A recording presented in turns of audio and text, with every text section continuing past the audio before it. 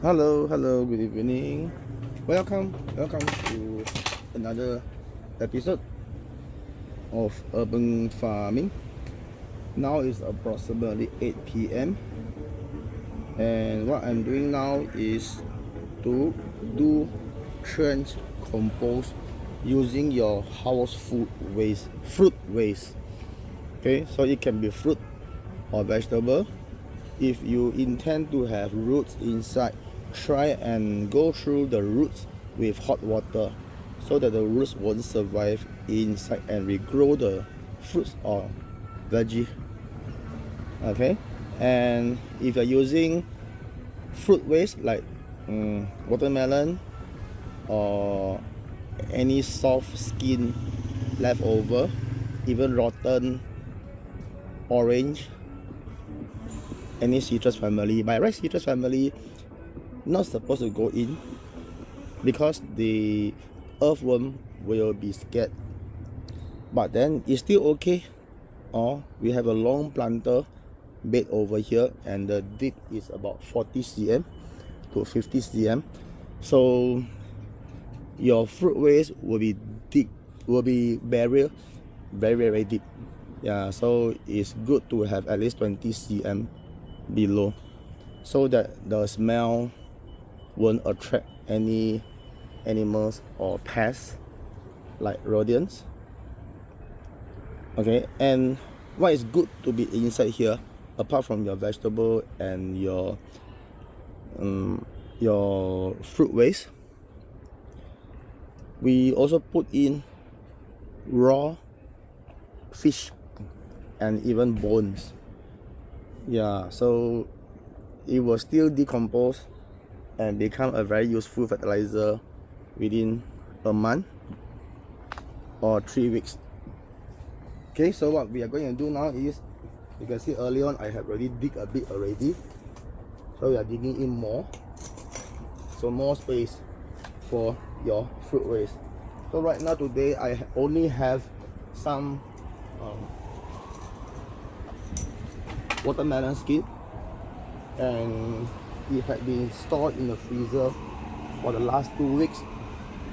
So today is the right day for us to bury it inside as a compost. Okay, so you can see the soil on top, it seems to be very dry. However, when you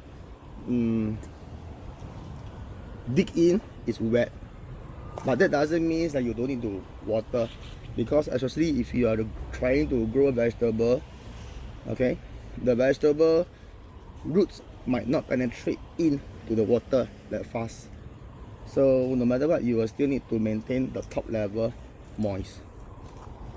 Okay, so what we are going to do now is to dump in all the frozen watermelon skin. See, it's all frozen. So frozen that will help the breakdown faster. So over here is just about 10-20 cm deep only, so I'm trying to dig a bit more deeper.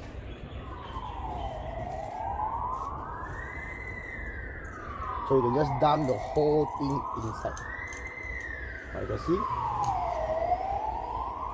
So our soil is so good that after a few harvests or a few watering, the soil is still very soft and loose. So this loose soil allow us to grow even more vegetable, inclusive of roots vegetable like your radish, your carrot, your peanut potato, all can be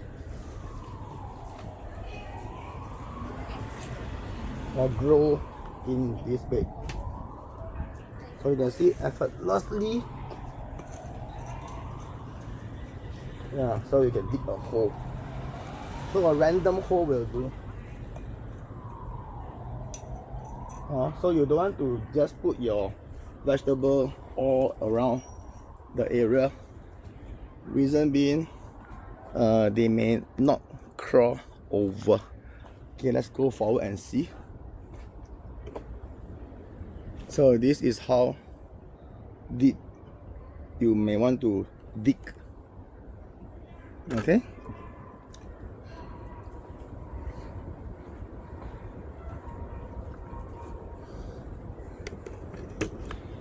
Okay.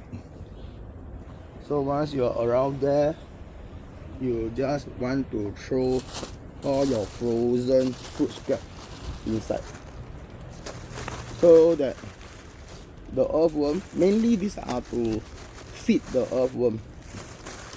And why frozen? Because in short distance, short timing, okay, the earthworm will smell that, but then as they crawl over, the rodent will smell that also. Then what happens next? You will come over here and dig and dig and dig. Then by then our earthworm came, nothing to eat. So always frozen them. Okay. Then once you frozen them, it's easier for you to separate with a shovel and whack into small pieces.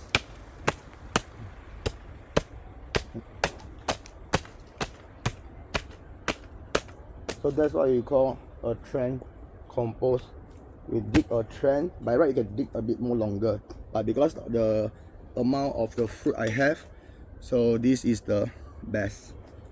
All right. So after which we will just continue to cover them.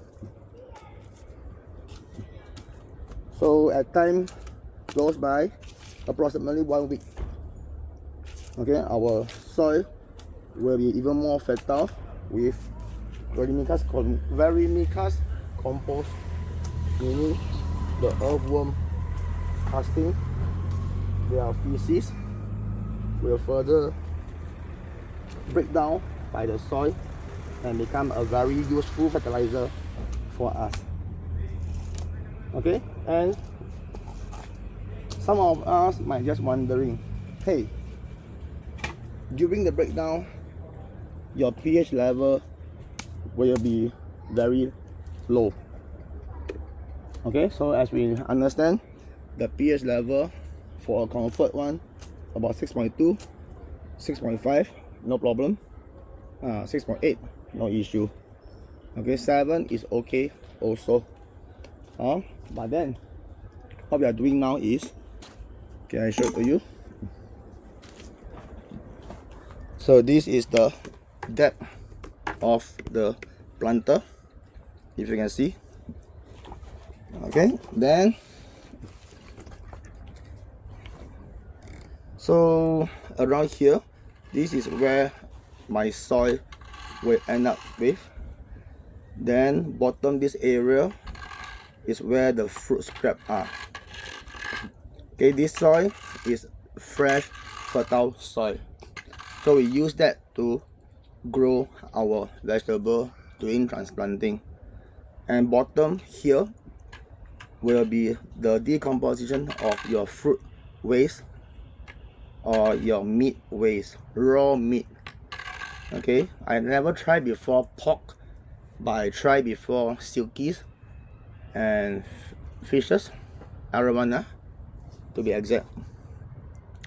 Yeah, so what is going to happen over here for the next 1 or 2 weeks, since it's a watermelon skin. Okay, so we are going to leave it over here, even though its acidity is okay, but over here is where the vegetable is, which is pH balance. So the root of the vegetable will be over here only, maybe up to here, 20 cm on average, 20 to 30 cm on average. Okay, so the whole cycle from seed to harvest is approximately 5 weeks on average, brassica family. So during the 5 weeks itself, all the acidity over here will be neutralized. Okay, then when time of harvest, we will harvest the top layer, then rest for 1 more week or 2 weeks before we sow in the new bed again, I mean the new vegetable again. Also by then, before that, we will need to down the whole thing off or remix again, bottom to top, top to bottom, and do the whole cycle again for the next vermicast compost or trend compost inside your planter bed. So that's how you keep your planter fertilized, loose all year round. Alright, so that's all I will share with you. And if you like it, if you find this useful for your allotment plot in anywhere in the country, okay, please forward, save this video and learn. Okay, so thank you for following the Urban Farmer and have a nice day. Bye bye.